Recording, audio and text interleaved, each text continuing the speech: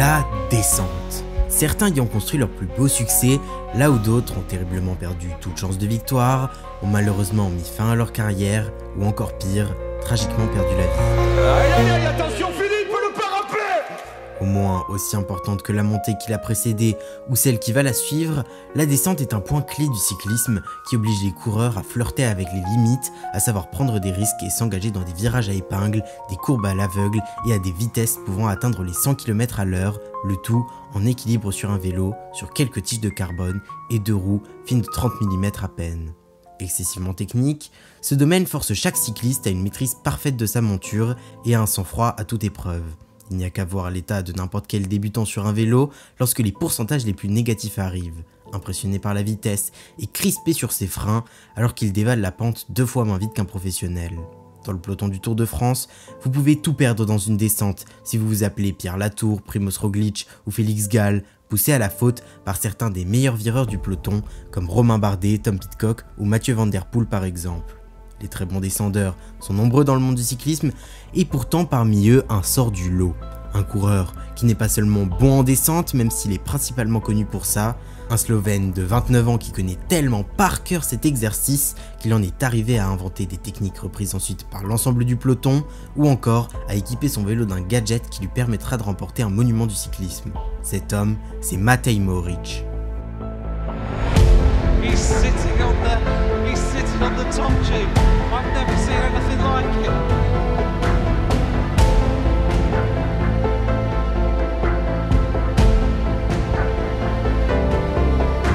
Première victoire d'étape sur le Tour pour Mohoric qui compte désormais donc une victoire d'étape sur les 3 grands tours à 26 ans. Tout commence à quelques kilomètres de la ville de Kranj il y a une vingtaine d'années. Dans les montagnes slovènes, un jeune adolescent dévale à toute vitesse les virages de la descente qui mène au club de cyclisme de sa ville. Toujours plus rapide, Matej s'amuse à s'engager le plus possible et il le fait avec une aisance frappante. Nous sommes en 2013 et alors qu'il avait remporté le championnat du monde junior l'année précédente, le jeune Mohoric a du mal à décoller chez les espoirs. À 19 ans, il n'a pas vraiment de spécialité particulière. Plutôt bon grimpeur, plutôt bon rouleur, plutôt bon sur les courses d'un jour, Matej Mohoric sait à peu près tout faire, mais il trouve toujours plus fort que lui peu importe le profil. Mais il y a quand même un domaine de course dans lequel il est imbattable et surdomine le peloton espoir, c'est quand celui-ci se lance dans une descente technique et vicieuse. Alors, Mohoric devient Matej, le jeune garçon qui n'avait pas froid aux yeux et prenait tous les risques dans la descente vers Kranj. Un peu tête brûlée dans ses jeunes années, il expérimentait déjà une position atypique, couché sur le cadre de son vélo en continuant de pédaler. Le 27 septembre 2013, à l'occasion des championnats du monde espoir à Florence, les suiveurs les plus aguerris vont alors découvrir un petit génie, un jeune qui maîtrise à la perfection l'art de la descente, un précurseur.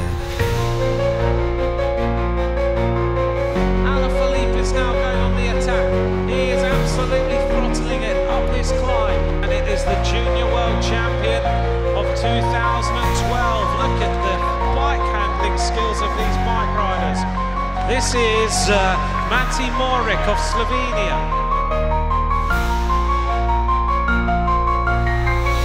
As they head towards the finish line, it is Matej Mohoric. He can't believe it. The young rider from Slovenia. Behind him is Luis Menchez. He's just toying with him all the way up the finishing straight. He sits up. He's in the last 150 metres. Luis Menchez isn't giving up. Behind them are the riders who are going to take the rest of the medals. But as we head towards the finish line now, it is going to be gold to Slovenia. Matej Mohoric wins the Under-23 World Championship. Un contrat professionnel chez Cannondale pour 2014 et un titre de champion du monde U23 obtenu de manière spectaculaire, tout sourit à Mohoric, mais il va devoir traverser une longue période dans l'anonymat avant de se faire un nom dans le peloton et auprès du grand public. Jouissant de sa polyvalence, Matej est l'équipier parfait et il a du mal de s'affirmer réellement par ses performances. En plein été 2016, il ne se doute pas qu'une course à laquelle il ne participe même pas va peut-être changer le cours de sa carrière. Sur la 8e étape du Tour de France entre Pau et Bagnères de Luchon, devant des millions de téléspectateurs, le monde va apprendre à connaître le nom de Matej Mohoric par l'intermédiaire d'un homme, alors en quête de son 3e Tour de France, Christopher Froome.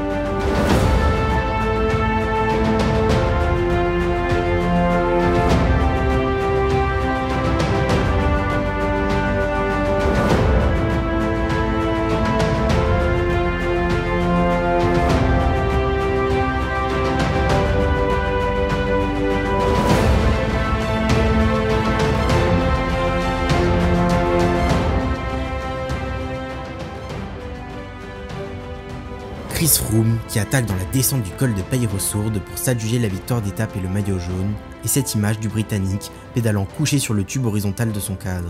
Cette position, qui fait apprendre le nom de son initiateur, va faire le tour de la sphère cyclisme pour finalement être reprise par l'ensemble des membres du peloton quelques semaines plus tard.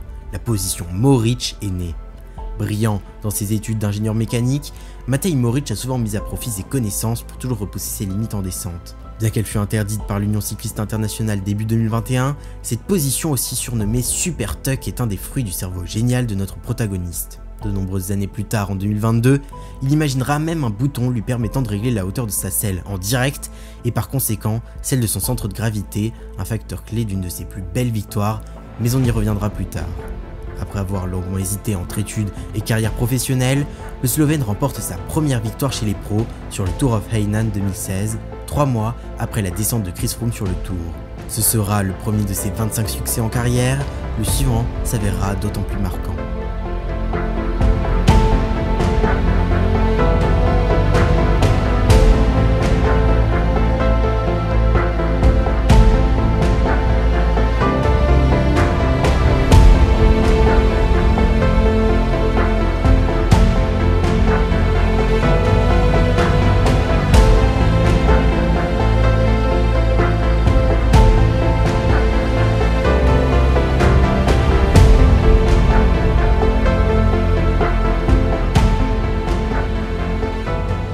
Il ne lui manquait que cette grande victoire pour confirmer enfin tout son plein potentiel au plus haut niveau après avoir plus que performé dans les catégories de jeunes. À Cuenca, Matej Mohoric remporte la première de nombreuses victoires d'étape sur les grands tours, et tout ça encore une fois grâce à ses talents de descendeur hors pair, un profil réellement atypique et inimitable. Des cyclistes très techniques dans le peloton, on en compte des dizaines et ça va même devenir encore plus vrai avec l'essor du cyclocross.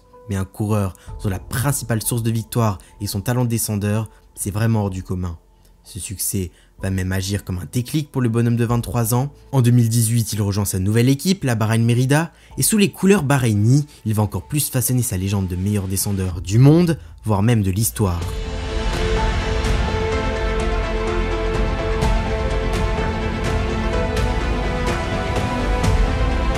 Mohoric looks like he's got an upper Dent's coming round on the left hand side. Who's going to take the win? Dent's had the momentum. Mohoric on the right. Mohoric takes the win. Matej Mohoric of Bahrain Merida takes the victory here in Gualdo Tadino.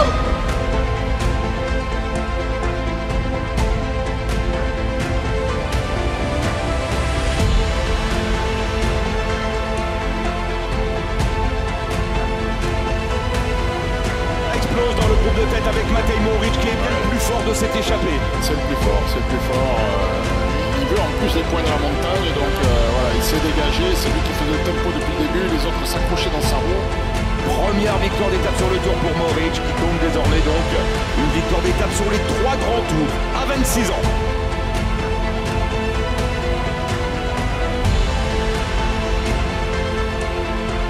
Matej Mohoric, attention Mohoric, un filou c'est un malin. C'est monté vite ici, hein. Ils ont besoin de prendre un Molder, Mohoric aussi certainement, mais il a bien senti le coup. C'est le bon moment pour attaquer, quand tout le monde a envie de récupérer.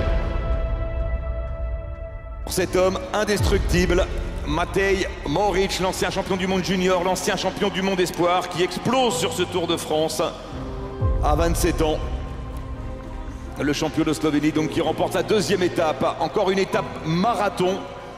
Victoire de Matej Mohoric à Libourne. 7ème étape de la Vuelta 2017, 10e étape du Giro 2018 et 7e et 19e étape du Tour de France 2021, et Mohoric rentre dans l'histoire de son sport en devenant l'un des 100 coureurs ayant remporté au moins une étape sur les grands tours. Le Slovène a grandi et il n'est plus que le jeune fougueux qu'on ne connaît seulement que pour ses qualités en descente. Sa polyvalence qui pouvait lui faire défaut au début de sa carrière est devenue une force puisque sur n'importe quel terrain, Matej Mohoric peut prétendre à la victoire d'étape selon le scénario de course.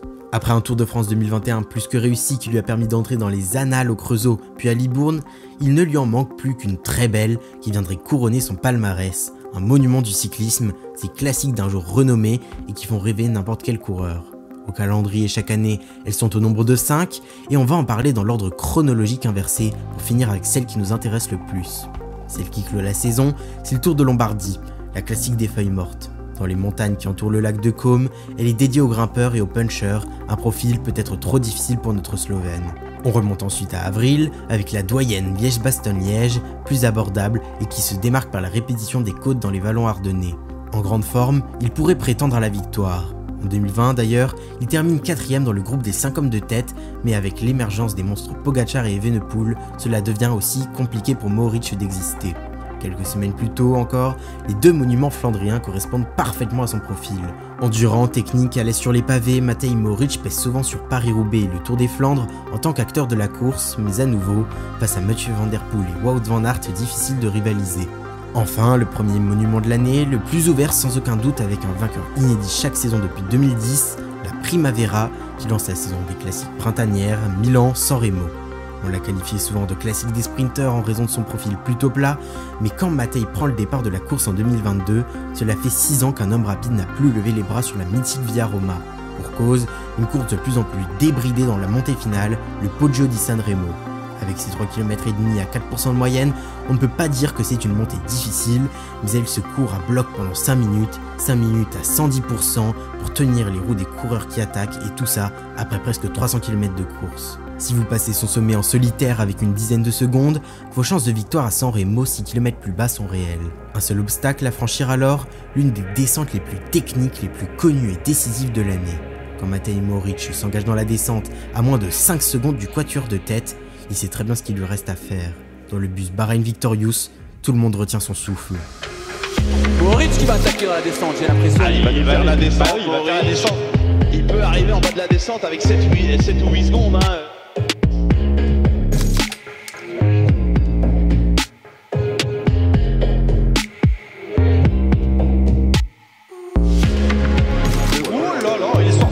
Encore là aussi, hein, il a failli finir chez les voisins, mais c'était sur la terrasse cette fois.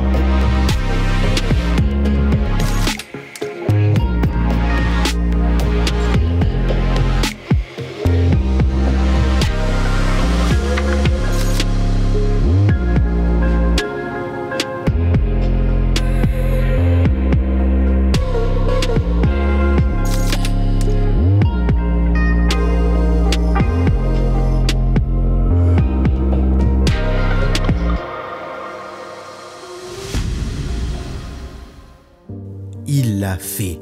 Matej Mohoric vient de remporter son monument, et pas n'importe lequel, ni de n'importe quelle manière, en utilisant ses qualités de descendeur et son cerveau.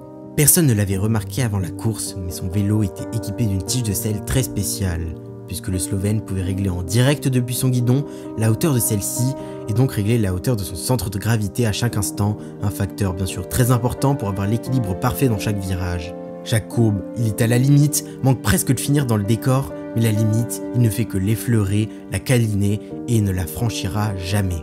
À l'arrivée à San Remo, dédicace à ce gadget peut-être insignifiant dans sa victoire, personne ne le saura jamais, mais qui montre à nouveau à quel point ce garçon n'est pas comme les autres. Un coureur ingénieux, maître dans l'art de descendre n'importe quelle côte, n'importe quel col, un cycliste polyvalent, généreux dans l'effort, qui n'abandonne jamais, mais aussi et surtout un humain, récompensé de ses efforts par un titre de champion du monde du gravel en 2023, cette victoire à San Remo et d'autres sur le Tour de France, dont une dernière l'année passée, qui donnera lieu à une interview si forte et si réelle sur le monde du cyclisme. It means a lot because it's just hard and cruel to be a professional cyclist. You suffer a lot in preparations, you sacrifice your life, your family, and you do everything you can to get here ready. And then after a couple of days you realize that everyone is just so incredibly strong that it's just hard to follow the wheels sometimes, you know. And the other day on Col de la Loz I was completely tired and empty and done with it, and you know you have to go all the way to the top and across to the finish line and then do it again next day. Sometimes you feel like you don't belong here because everyone is so incredibly strong that you struggle to hold wheels sometimes. Even today, during the day, I was thinking the whole day, like how is... And you know that the guy who's pulling is suffering just as much as you do, but it's just cruel to then be able to follow the decisive attack when Kasper went. I don't know, like he was so incredibly strong. He went on the attack yesterday and won the stage, and today to have the will and determination to do it all over again, like you just feel that you don't belong here. And then I followed him. I knew I have to make everything perfect, and I tried my best because I'm not just for myself, also for Gino and for the team. And then in the end, you almost feel like you betrayed them because you beat them not to the line. But yeah, it's just the way professional sport is. Everyone wants to win, and obviously, if I want to win, I need to take the wheel of Kasper and then try to beat him on the line the last 50 meters. But yeah, I just feel like so many things right now. You had stopped believing? I didn't care. The whole day I just wanted to give my best. I always know that I can win a Tour de France stage because I already won two, no? So I know I'm strong enough, but I know so are other 150 guys. I'm not the only one who can win a Tour de France stage, and every single rider at this moment would deserve a win because I saw the faces in Gruppetto the other day on Col de la Loze, and you just feel, you know what everyone else is going through, no? And you would like to, because I know how much it can change your life, a Tour de France win. I wish that everybody could win a Tour de France stage, but it's just not possible, and that's cruel, no? That's why it's so emotional for you now? Yes, and also because of the team, because we believe so much in this, and we've been through hard times with all that's happened, and yeah, it's just, yeah, I'm super happy and proud right now.